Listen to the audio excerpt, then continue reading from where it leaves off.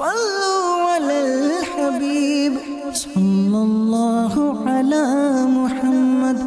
صلی اللہ علیہ وسلم۔ صفائی ستھرائی کی سوچ ہماری بن جائے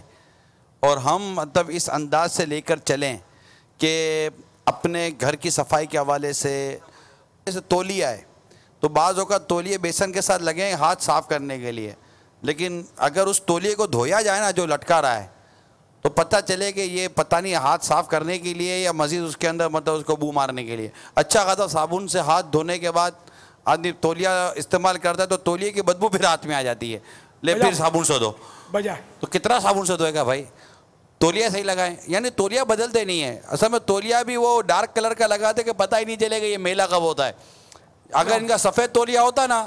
تو ان کو پتہ چلتا کہ اس تولیے کا حال کیا ہوا ایک دن کے اندر اندر۔ بعض اوقات پانی کی بو ہے نا، پانی کی بو یہ تولیہ جذب کر لیتا ہے، اور بھی بہت ساری ایسی بدبویں تھیں جو جذب کر لی جاتی ہیں۔ بعضوں کا شاید اس کا اندازہ نہیں ہوتا، لیکن جن کی ناک حساس ہوتی ہے اور وہ فوراً اس کو اسمیل فیل کر لیتے ہیں، ان کو اندازہ ہوتا ہے کہ یہ ہاتھ اور منہ دھونے کے بعد پھر کیسی مطلب ایک مکروہ قسم کی بو تولیے وغیرہ سے آ رہی ہوتی ہے۔ اس طرح کئیوں کے رومال بو مار رہے ہوتے ہیں، وہ رومال وہ پتہ نہیں کئی کے جیسے کہ نہیں بعض اوقات کہ جنٹل مین کے موزوں سے بدبو آ رہی ہوتی ہے، وہ جیسے وہ جنٹل مین جا کر مسجد میں جوتا اتارتا ہے موزے تو اتارتا نہیں ہے، اب اس کے موزے کی بدبو سے مسجد کا سارا نظام عجیب و غریب سا ہو جاتا ہے۔ ہوتا جنٹل مین ٹائپ کا آدمی ہے، گلے میں ٹائی بھی لگی ہوتی ہے، موزہ بو چھوڑ رہا ہوتا ہے، اب اس کو سمجھ ہی نہیں آئے گی اس کے موزے کی بو ہے، وہ کسی اور کو پرابلم ہو رہی ہے، اس کی ناک کٹ گئی ہے، اس کو نہیں سمجھ آ رہی کہ میرے موزے سے بو آ رہی ہے۔ کپڑوں کو خوشبودار رکھا ہوا لیکن موزہ بھول گیا وہ، اب موزہ مطلب وہ جوتے کے اندر وہ موزہ ڈال کر گھوم رہا ہے، تو اب جوتا تو اندر میں پسینہ دے رہا ہے نا، تو پسینہ دے گا تو موزہ پسینہ جذب کر رہا ہے، اور پھر جب یہ جوتا اتارے گا تو وہ جوتوں سے بو الگ آتی ہے، موزے سے بو الگ آتی ہے، رومال نکالو تو بو الگ آتی ہے۔ تو یوں مطلب بعض اوقات بعض لوگوں کا یہ انداز ہوتا ہے کہ ان کو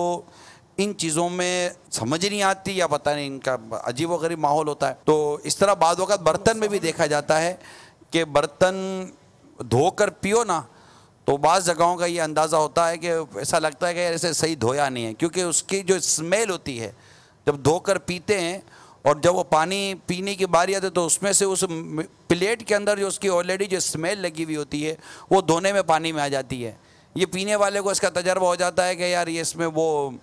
پلیٹ کی اسمیل بھی آ گئی ہے۔ تو یہ برتن دھونے کے متعلق اگرچہ پانی حسب ضرورت ہی استعمال کرنا ہے، اسراف سے بچنا ہے، ضیاع سے بچنا ہے، فضول چیزوں سے بچنا ہے، ان تمام چیزوں سے بچنا ہے، لیکن اس صفائی کا حق بھی تو ادا کرنا ہے نا۔ مطلب آپ اگر اپنا کپڑا واشنگ مشین میں ڈالیں دبا صاف کرنے کے لیے 10 منٹ تک واشنگ مشین گھومتا رہا، پھر کپڑا نکالو تو پتہ چلے کپڑے میں دبا وہیں کے وہیں کھڑا ہوا ہے، تو آپ کو لگے گا نا کہ یار یہ کیا دھویا۔ تو یوں مطلب جہاں بو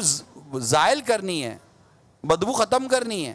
تو اس کو دھونے کا وہ جو طریقہ کار ہے دھونے کے اس طریقہ کار کے مطابق اس کو دھونا پڑے گا۔ ہاتھ دھونا ہے، کئی لوگوں کو آپ دیکھ لیں، آپ کبھی اپنا تجربہ کر لیجئے، آپ مچھلی کھا لیں یا اسی کوئی چیز کھا لیں اور آپ ہاتھ دھوئیں، ہاتھ دھونے کے بعد آپ جائیں، آپ کے ناخنوں سے آپ کی انگلیوں سے بدبو آ رہی ہوتی ہے، ہاتھ ملانے کے بعد دوسرا ہاتھ لیتا ہے نا تو اس کو لگتا ہے کہ یار یہ بو آ رہی ہے، کیونکہ آپ کہیں میں نے صابن سے ہاتھ دھویا، تو صابن کو مطلب کوئی آٹومیٹک مشین تھوڑی ہے کہ صابن کا جھاگ لگا اور اسے ٹھا کر کے سارا مطلب بو نکال کے لے گیا۔ صابن کو تھوڑی دیر رہنے دو دیں انگلیوں کے اوپر، تو اس کو جسٹ تو کرنے دیں، آپ کی وہ چکناٹ ہے یا بو ہے انگلیوں کی، یہ جو کھائیاں ہوتی ہیں انگلیوں میں، یہ جو گیپس ہوتے ہیں ان میں بعض اوقات بدبو بھری ہوئی ہوتی ہے۔ جیسے امیر سنت کو میں نے بارہ دیکھا ہے کہ کھانا کھانے کے بعد کپڑے کی دھجی، آپ بھی مدنی چینل پر یہ امیر سنت کا انداز دیکھتے ہوں گے کھانا کھانے کے بعد کا، کہ کپڑے کی دھجی ہوتی ہے، کپڑے کی دھجیوں سے انگلیوں وغیرہ کی اس طرح کی وہ یہ چکناہٹ وغیرہ کو بالکل دور کر دیتے ہیں اور وہ کپڑا ان چیزوں کو جذب کر لیتا ہے۔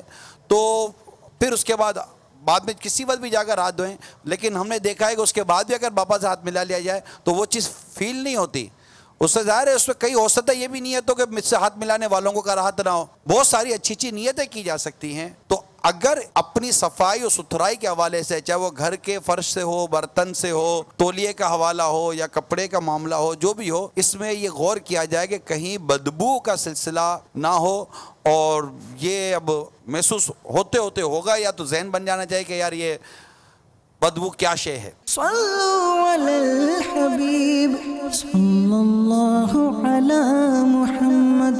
صلی اللہ علیہ وسلم۔